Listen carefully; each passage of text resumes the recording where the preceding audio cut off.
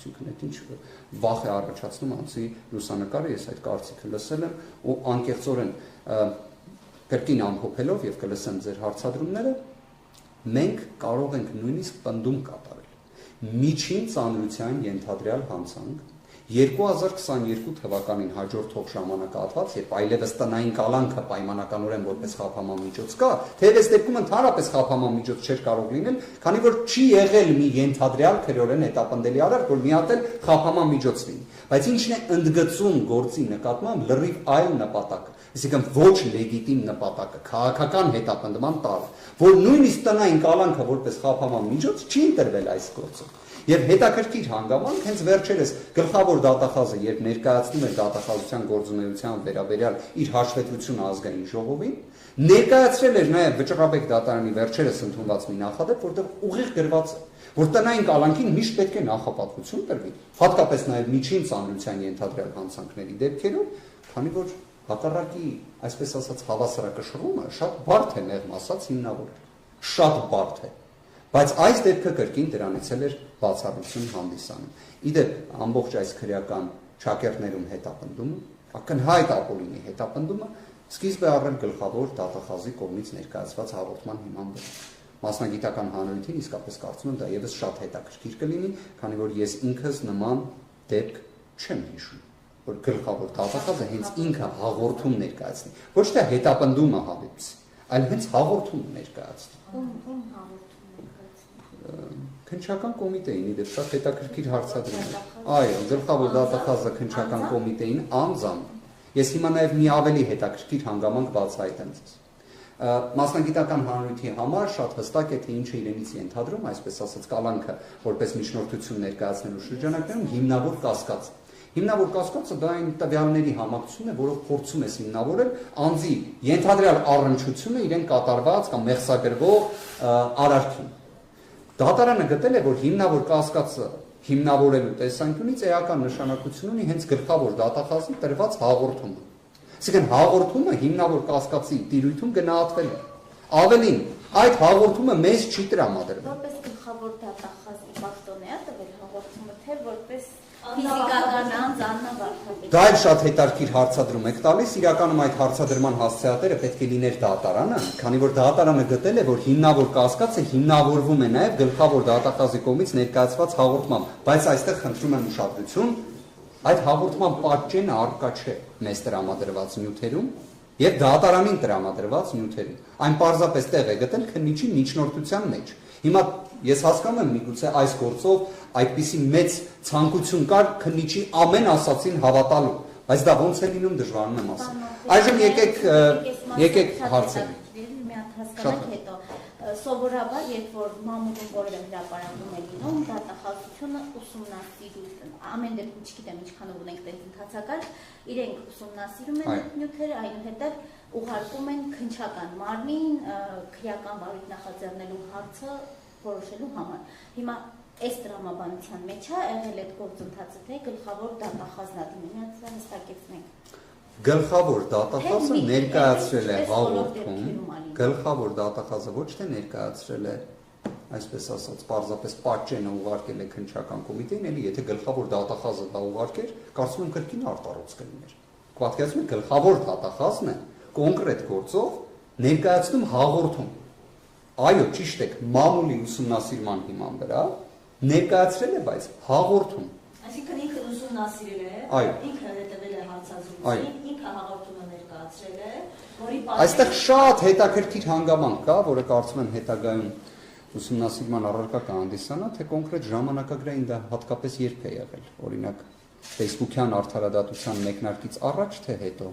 եւ այլն։ Կարծում եմ դրա վերաբերյալ հետագայում եւս պարզաբանումներ կունենանք։ Այստեղ խոսքը գնում է դեպքի ենթադրյալ ինտենսիվության մասին։ Եկեք կրկին վերհիշենք, խոսքը ենթադրյալ միջին ծանրության հանցանքի մասին, որի համար պատիժը կարող է լինել տուգանք։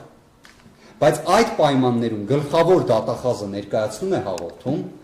դրան հաջորդում է, բոլորս հիշում ենք, իրավապահների հարյուրավոր խումբ, այսպես ասած, փորձում է ներխուժել Սամվել Կարապետյանի առանձնատուն, որից հետո Սամվել Կարապետյանը ձերբակալվում է, որից հետո ձերբակալումը վերացվում է, քանի որ սկզբից ձերբակալվել էր 72 ժամվա ռեժիմի պայմաններում,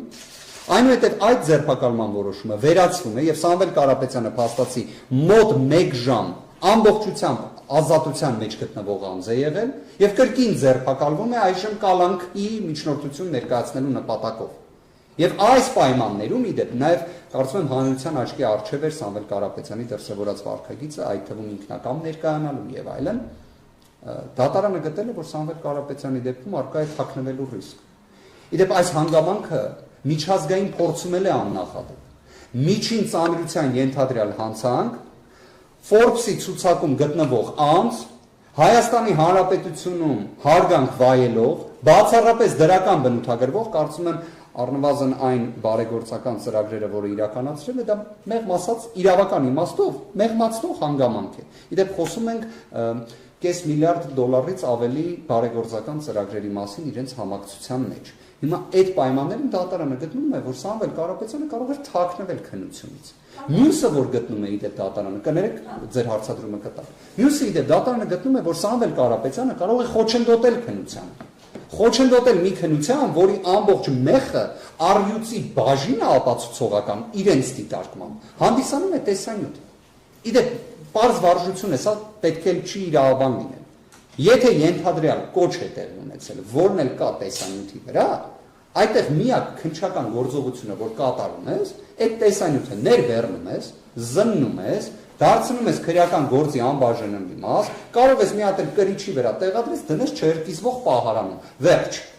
Բայց օրինակ քննիչը եւ դատարանը գտնում էին, որ այդ տեսանյութին, որը զննվել է չերկիզվող պահարանում է գտնվում, կարելի է խոչընդոտել։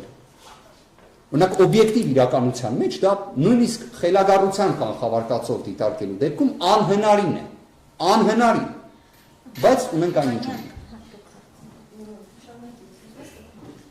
Աթուր Պողոսյանը քննչական կոմիտեի նախագահ երեք Շարհայանի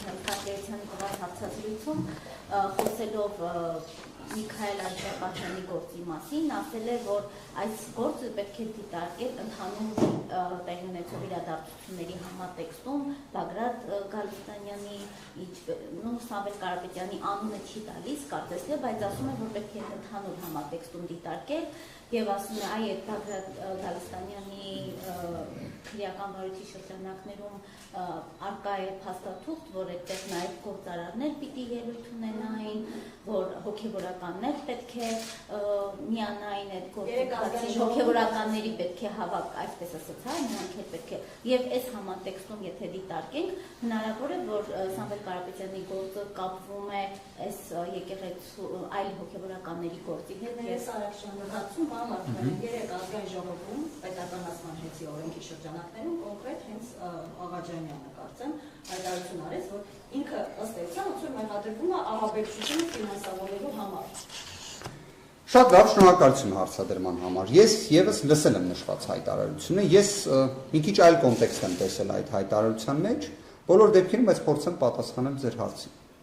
Ըստ վարույթ իրականացնող մարմնի եւ այն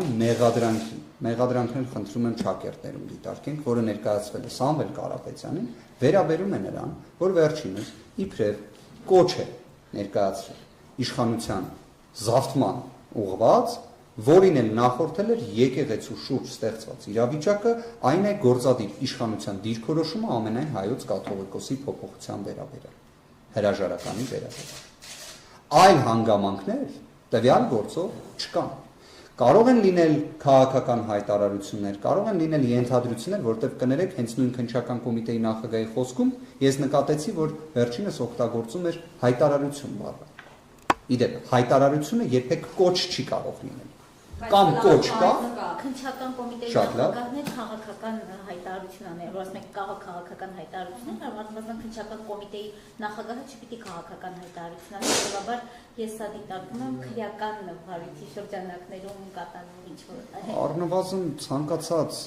իրավապահների ներկայացուցիչների կողմից իհարկե պետք է լինի շրջանակ խոսքի եւ այդ խոսքի շրջանակը ես առնվազն փորձում եմ վերլուծել այն տրամաբանությամբ, որ ենթադրում եմ, գործընկերները իրավապահ գիտակցում են, որ տվյալ դեպքում չկա որևէ կոչ, այսինքն նվազագույն լեզվաբանական իմաստով ևս, արդեն փորձում են այլ մարտավարություն իրացնել, որ ենթադրաբար հայտարարությունը իր մեջ կոնտեքստի ինչ-որ հանգամանքներից ելնելով կարող է պարունակել կոչի տարեր, կներեք, ես մի բան ասեմ, մենք որպես իրավաբաններ, հատկապես քրեական արդարադատության տիրույթում չենք կարող աբստրահվենք կոնկրետ